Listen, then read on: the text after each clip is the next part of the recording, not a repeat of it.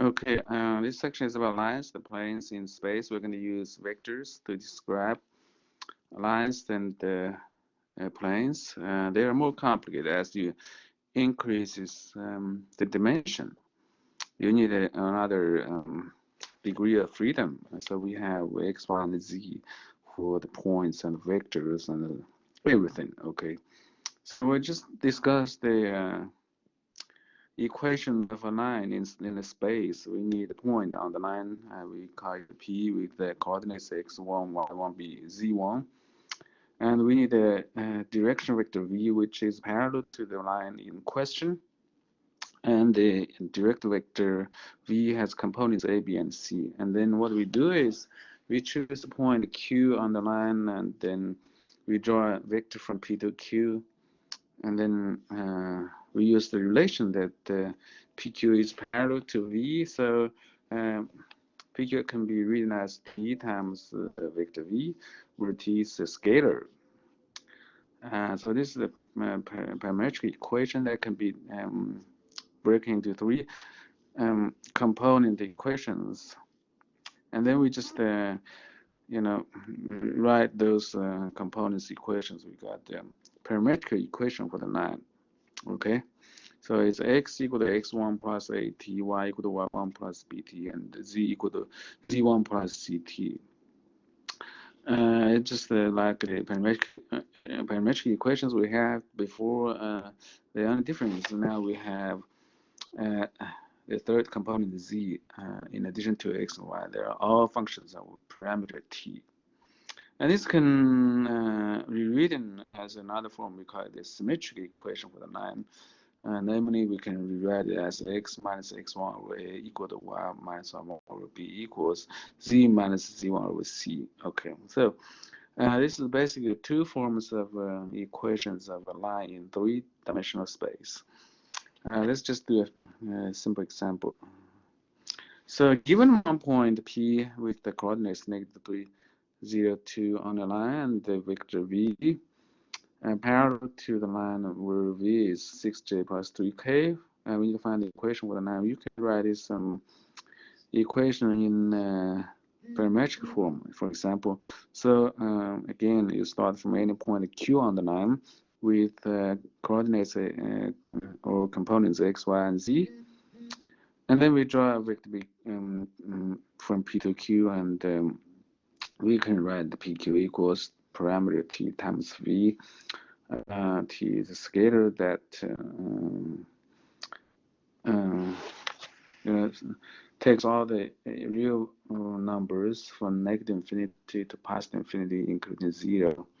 That will give you the whole line. When you change the T, for any specific value of T, you get 1 point Q on the line. So if you change the value of T from -infinity to +infinity, including all the real numbers, then you just move the point on the line, on the whole line, all right? So we can write PQ as x minus -3, y minus 0, z minus 2 as the components, which is what, x plus 3, y, z minus 2. And that's equal to t times v, which is t times 0, 6, 3, given the problem, v is 6j plus 3k. So the components of v is just 0, 6, and 3, as you know. And then we distribute t into the components of v. We got 0 times t, which is 0, and 6t, 3t. So we can equate this equation in components. We got x minus 3 equal to -3 equal to 0, y minus 0 equal to 6t, and z minus 2 equal to 3t. All right. So then you can move all the numbers to the right. We get x equal to -3, y equal to 6t, z equal to 2 plus 3t. So this is a parametric equation for the line. Okay, and the t is a parameter. Okay, so that's how we describe a line in space. So how do you write down the equation of a plane in 3D space? Again, we start from an arbitrary point P. I mean, a given point P on the plane, and then we need a vector perpendicular to the plane. Remember, um, when we talk about the plane, um, the characteristic vector is the normal vector, which is the vector perpendicular to the plane. Okay, so we need that. So the P with the coordinates x1, y1, z1 are given, and the normal vector, which is perpendicular to the plane, is given. It's called n with components a, b, and c. And then we can find the equation of the plane. Okay, so again, you just choose any point Q on the plane with coordinates x, y, z, and then draw a vector from P to Q. We get a vector perpendicular to n because n is the normal vector to the plane, perpendicular to the plane. So then when you take the dot product of n with PQ, it should be 0. Remember, those are two orthogonal vectors or perpendicular vectors, as you can see from the graph. Okay, so we can write the PQ in components as x minus x1, y minus y1, z minus z1. Okay, if you just subtract the components of Q and P. So n dot P just the a, b, c dot x minus x1, y minus y1, z minus z1, and that should be equal to 0 because n is perpendicular to the plane containing PQ. So we just use the formula to write the dot product by components. We get a times x minus 1 plus b times y minus y1 plus c times z minus z1 equal to 0. So we got a linear equation in 3 variables, x, y, and z. x1, y1, z1, remember, they are given. So they're constants, a, b, and c. They're also given, and they are components of the normal vector of the plane, and those are constants also. So we got the linear equation in 3 variables, x, y, and z, and that gives us a, okay. So this is called the standard equation for the plane. So remember, when you write linear equation in 2 variables, x, y plus ax plus by equal to c, for example, that gives us a line. So in the 3 dimensions, if you write a linear equation x, y with x, y, and z, then you are going to get a plane. It's not a line anymore, it's a plane. Okay, just to make sure you notice that. Okay, so this is the standard equation for the plane. We can rewrite it by distributing a, b, and c in each term, and then combine like terms. And then at the end, we're going to get the linear equations: x plus by plus c plus d equal to 0. And obviously, d will be a negative a x1 minus by1 minus c z1 if you just do the simplification and combine like terms in the standard equation of the plane. Okay, so essentially the equation of a plane is even simpler than the equation of a line. All right. So let's just do one example of the planes. So given one point P with coordinates 1, 0, negative 3 on a plane and the vector n, which is 0, 0, 1, perpendicular to the plane.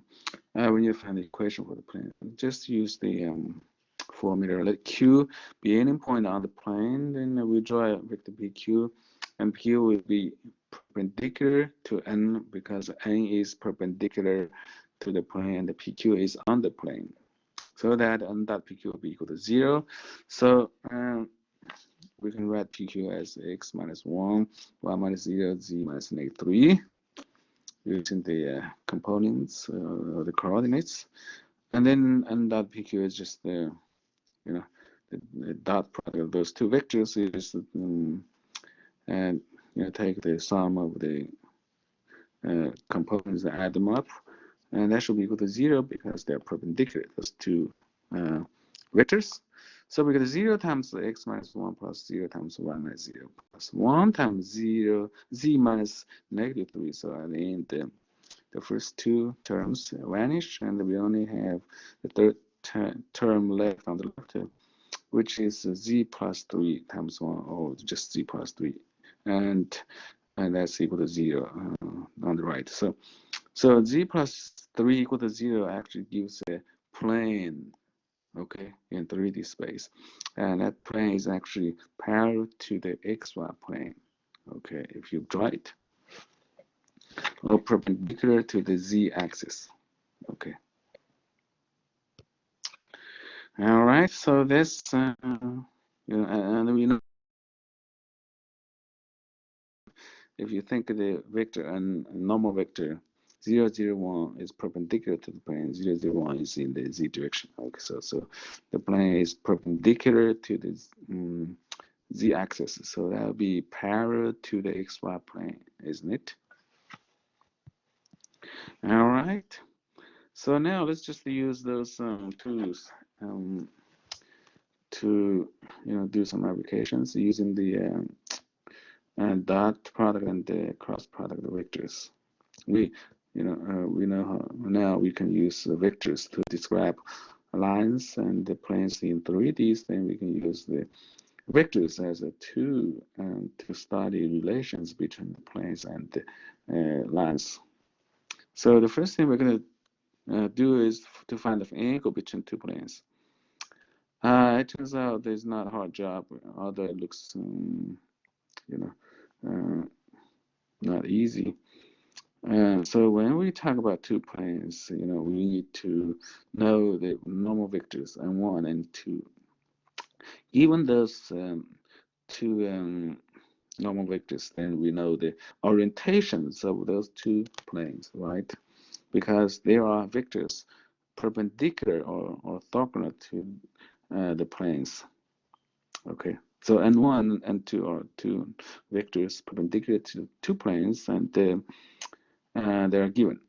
So we want to find the angle between the two planes. But if you look at the graph on the right, you can see the angle theta between the two planes is actually the same as the angle between the two vectors n1 and 2, because they are perpendicular to the two planes.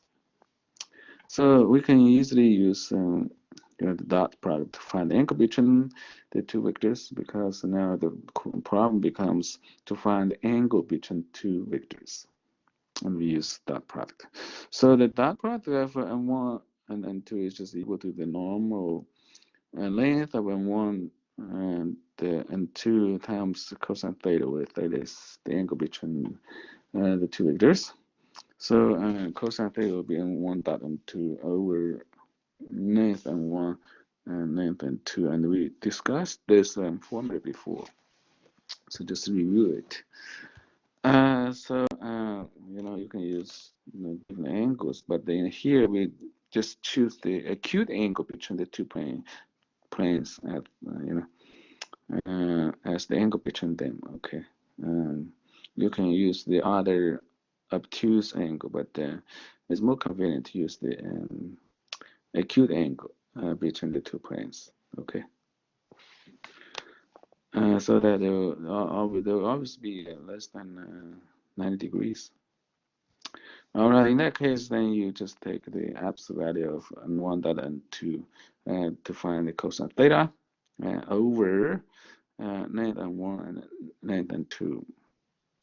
Obviously, if n1 dot n2 equal to 0, then the two planes are orthogonal, because in that case, cosine theta equal to 0, so theta equal to power 2.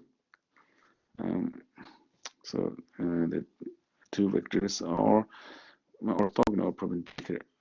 Okay, and consequently, the two planes are perpendicular or orthogonal. If cosine theta equal to 1, then the two planes are parallel, and n1 and 2 are parallel also. Cosine theta equal to 1, theta equal to 0, so the angle between the two vectors is 0, so the angle between the two planes is also 0, so they're parallel. The two planes are parallel. All right, so let's just do one example to find the angle between two planes. So we are given the equations of the two planes, 3x plus 1 minus 4z equal to 3, and negative 9x minus 3y plus 12z equal to 4. So we are given the two equations of those two planes. We're not given the normal vectors, so if we can find the normal vectors of the planes, then we just use the dot product and then find the angle between the two normal vectors. So how do you find the normal vectors from the equations of planes? You just find the coefficients of the three variables in each plane. So for example, in the equation 3x plus y minus 4 is equal to 3, we got the coefficients 3 for x, 1 for y, negative 4 for z, and that's just the n1 if you remember.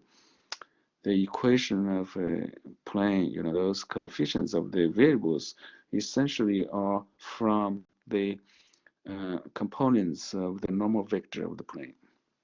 Okay, similarly for the other plane, negative 9x, negative 3y plus 12 is equal to 4, we got the n2 equal to negative 9, negative 3, 12 as the components. Okay, there are coefficients for the variables in the equation, in the second equation. Then we can use the dot product to find the angle between them. So cosine theta equal to 1 dot and to take the absolute value over n times 1, n times 2. Again, we are considering the acute angle between the two vectors or the two planes. So we take the absolute value on the top.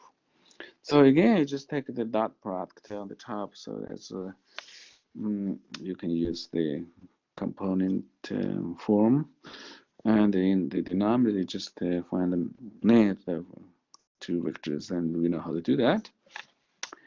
So when you do this, you're going to get 3 times negative 9 plus 1 times negative 3 plus negative 4 times 12 on the top, and then take the absolute value. At the bottom, we got square root of 3 squared plus 1 squared plus negative 4 squared times square root of negative 9 squared plus negative 3 squared plus 12 squared. Okay, so you can easily figure out those numbers, and if you go all of those details at the end, you're going to get the 1. Okay, that's not hard to do. Okay, so I'm not going to go all the details. You can check it by yourself easily. So cosine theta equal to 1, that means theta equal to 0. So the two angles are plane. Two planes are parallel. Okay, the two normal vectors are parallel, and the two planes are therefore parallel. So in fact, if you rewrite n2, which is negative 9, negative 3, 12 as negative 3 times 3, 1, negative 4, you just factor out the negative 3 from each component.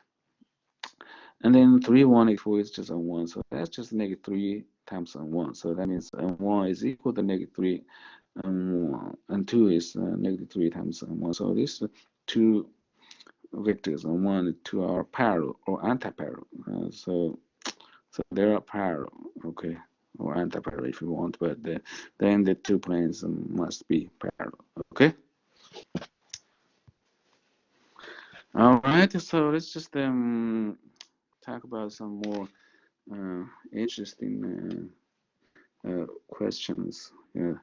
For example, how do you find the distance between points, planes, and lines? So let's just find the distance between point the Q and the plane. Okay. So what we're given here is we're given the equation of the plane shown in the graph, and the coordinates of a point Q. So how do you find the distance between the point Q to the plane? So what you can do, you can pick up any point arbitrary point P on the plane, and then you can make a vector from P to Q, and then at the same time you just draw the normal vector N of the plane. Once the equation of the plane is given, you know the normal vector of the plane, and then you just project PQ onto N, and then that will give you the distance between the point to the plane. Okay. So if you draw a line perpendicular to the plane, that gives you the distance between the point to the plane, as shown in what green in the graph. So if we call the angle between N and PQ theta, then the distance between the point Q to the plane is equal to the length of PQ times cosine theta if you can see the right triangle in the graph. Okay. So what we can do again, we're going to use the dot product. So the magnitude of dot product n dot PQ is equal to length n times length PQ times cosine theta, as we know. Here we again, we choose the what the acute angle between the two vectors. Okay. Then what? Okay, again we got the cosine theta equal to absolute value n dot PQ over length times length PQ. Okay, so the distance between Q, the point Q and the plane will be D. We call this distance D equal to what? Length PQ times cosine theta, as you can see from the graph. Okay. Cosine theta is defined as adjacent to hypotenuse, so that's D over length PQ. So if we multiply P length PQ on both sides, you get D equals length PQ times cosine theta. But cosine theta is just the absolute value n dot PQ over length n times length PQ. So if you multiply that with length PQ, and length PQ is cancelled, so you're gonna get the absolute value of n dot PQ over the length of n. So very straightforward. The formula is very simple. Okay. So essentially what you need to do is just pick up a arbitrary point P on the plane. It really doesn't matter where P is. Okay, you can pick it up very easy and arbitrary, and we'll show how we pick it up on the plane. Okay, and n is given in the problem from the equation of the plane. So Q is given, so everything can be easily computed. So let's just do one example. We need to find distance between the point Q x0, y0, z0, and the plane x plus by plus cz plus d equal to 0. So this is still a general question. How do you find the distance between the point Q to a plane? So let's just formalize the previous formula in here. So the equation of the plane is x plus by plus cz equal to plus d equal to 0. So again, from the coefficients of the variables of this equation, we got the components of the normal vector of the plane, which is n equal to abc. And then you just pick any point P on the plane, okay? As we just discussed in the previous page. And then because this P is on the plane, then its coordinates should satisfy the equation of the plane. So if we assume the coordinates of the point P are x1, y1, z1, then x1 plus by1 plus c1 plus d equal to 0. Or you move d to the right to get the x1 plus b1 plus cz1 plus by1 plus cz1 equal to negative d. And we can write the vector PQ equals the components x0 minus x1, y0 minus y1, z0 minus z1. Now remember, the terminal point is Q with coordinates x0, y0, z0, and the initial point P has coordinates x1, y1, z1. So if you subtract terminal minus initial, you're going to get that. So then we use the formula on the last page, the distance between the point Q and the plane. we call this distance d is equal to the absolute value of n dot pq over length. And if you remember the last formula on the previous page, that's what we had. Okay, the last, the very last, thing at the bottom. So absolute of n dot pq over length n. Okay, so that gives the distance between the point q and the plane. So let's just do the do dot product on the top. So we got a ABC dot x0 minus x1, y0 minus y1, z0 minus z1, and the length, and it's just square root of a squared plus b squared plus c squared, because the components of n is just a, b, and c. So if we do the dot product on the top, we get a times x0 minus x1 plus b times y0 minus y1 plus c times 0 minus z0 minus z1 over square root of a squared plus b squared plus c squared.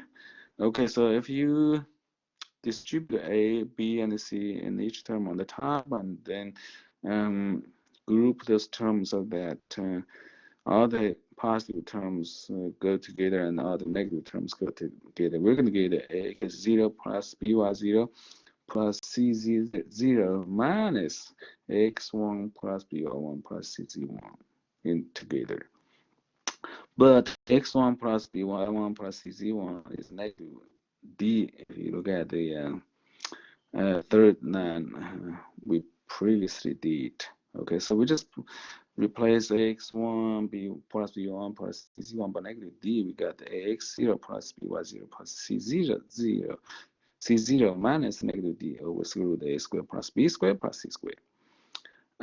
So we got two negatives, it becomes positive on the top. So that becomes the x0 plus by0 plus c0 plus d over square root of a squared plus b squared plus c squared. So, so what's the distance? What's the difference between this formula and the other formula on the previous page?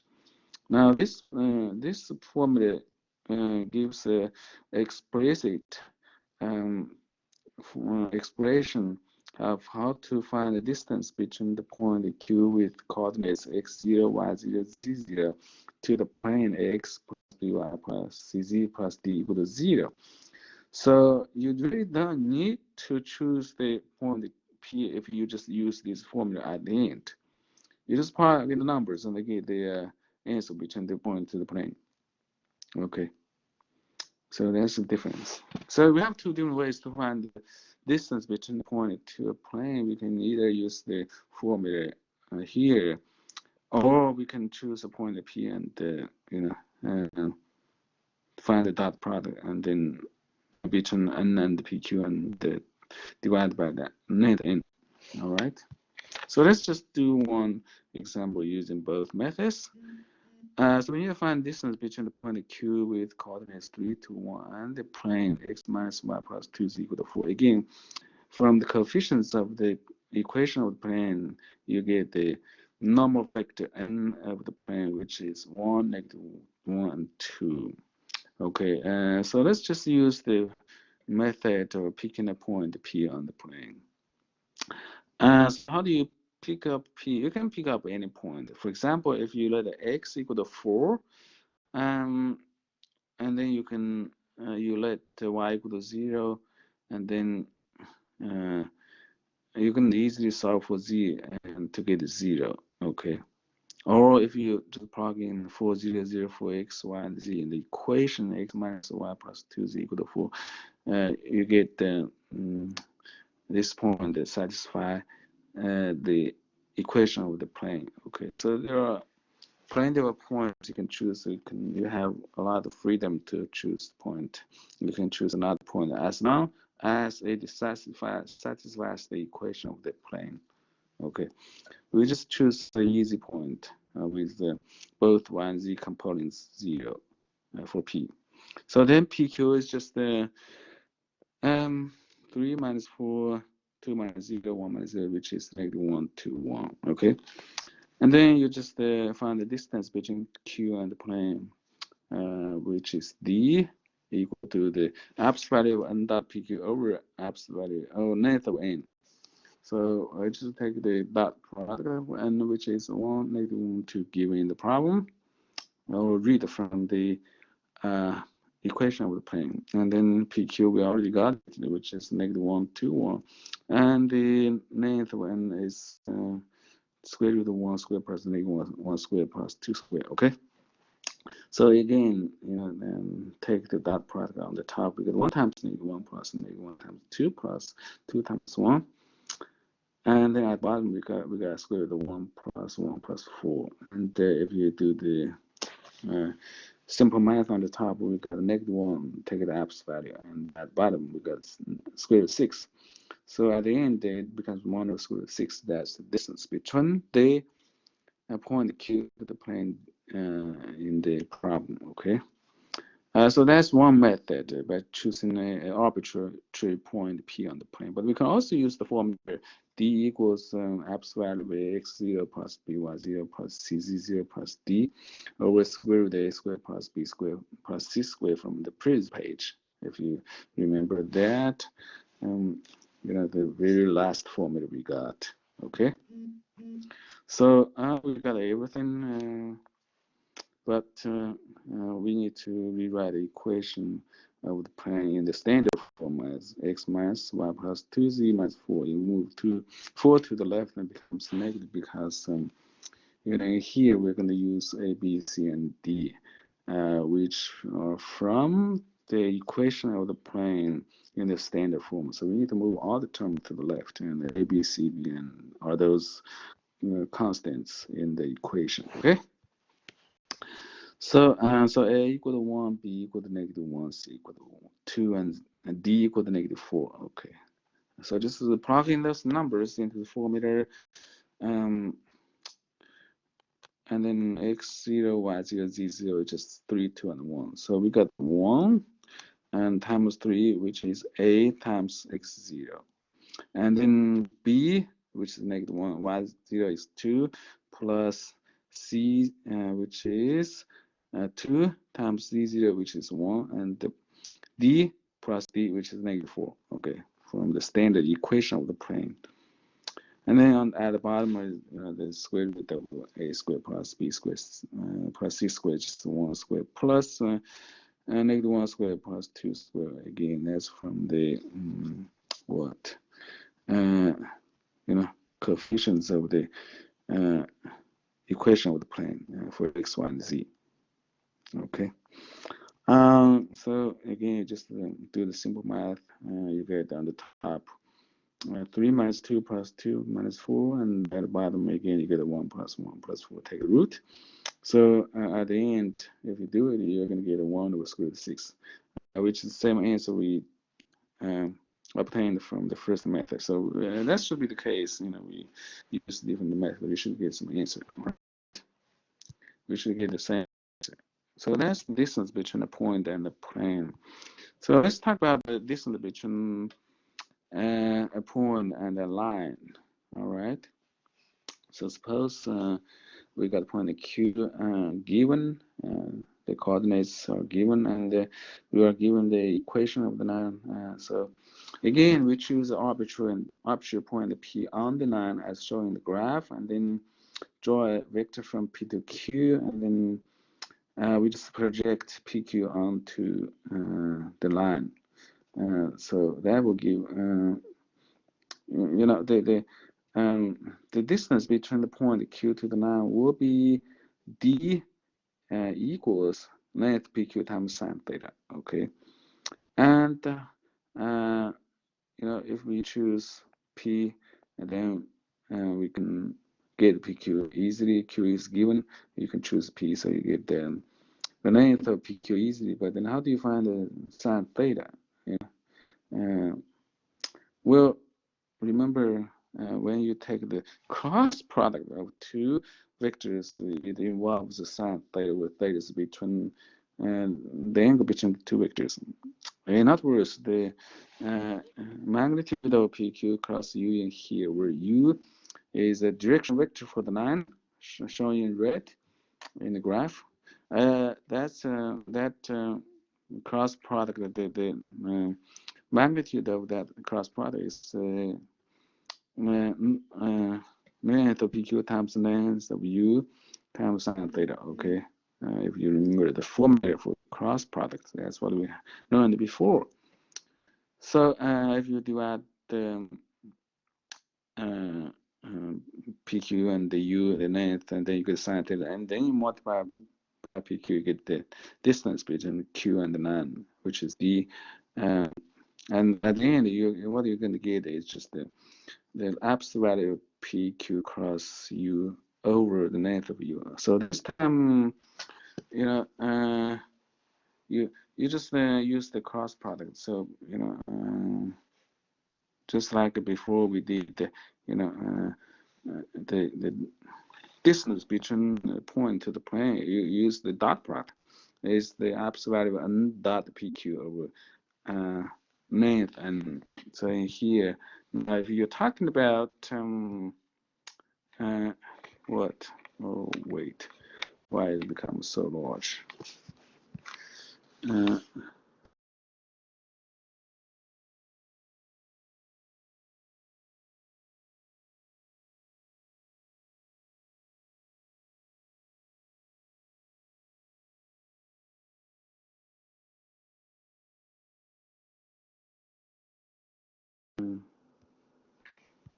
I just got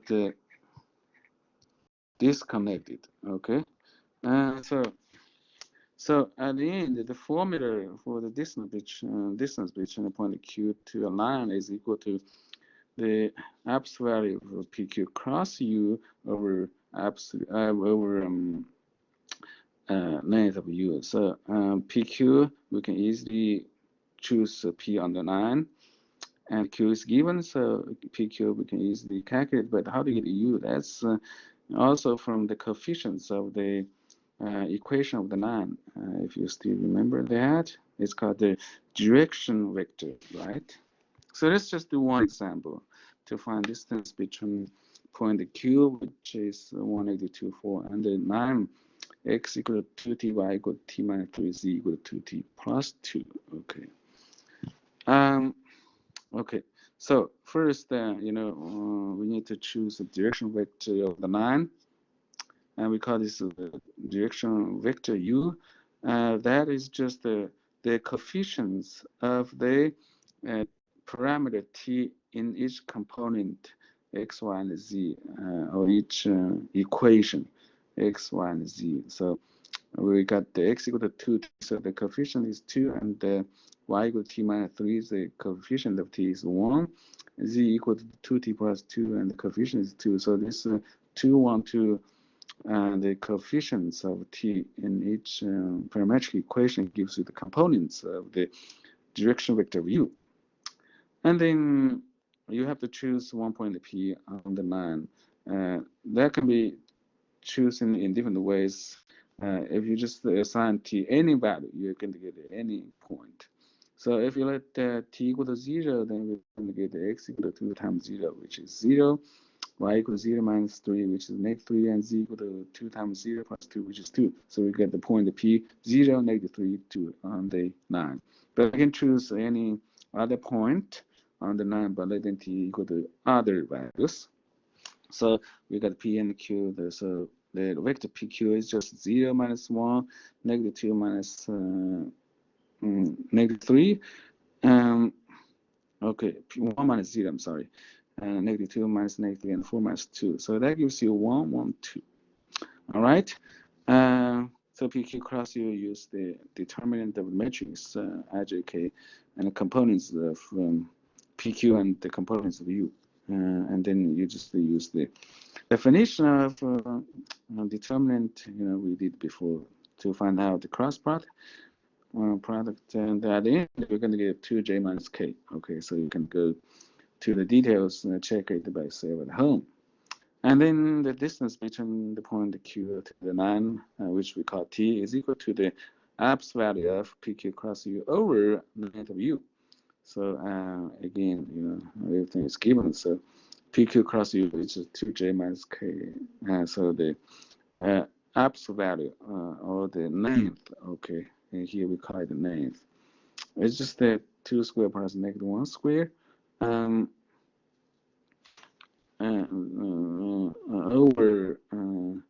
square root of 2 squared plus 1 squared plus 2 squared, that's length of u. Okay, so that's square root of 4 plus 1 over square root of 4 plus 1 plus 4, and that's square root of 5 over square root of 9, which is square root of 5 over 3. So that's the answer. Maybe I should write length of PQ cross U instead of absolute value of PQ cross U, because that's actually the we're talking about the length of the vector of the length of PQ cross U. So I guess I will change that for more to be more strict. So that's the end of the section. So we're done with this chapter. We're done with all the materials for this course. So it's the last section. Took me a bit of time. So I'm going to stop it now in here and stop recording.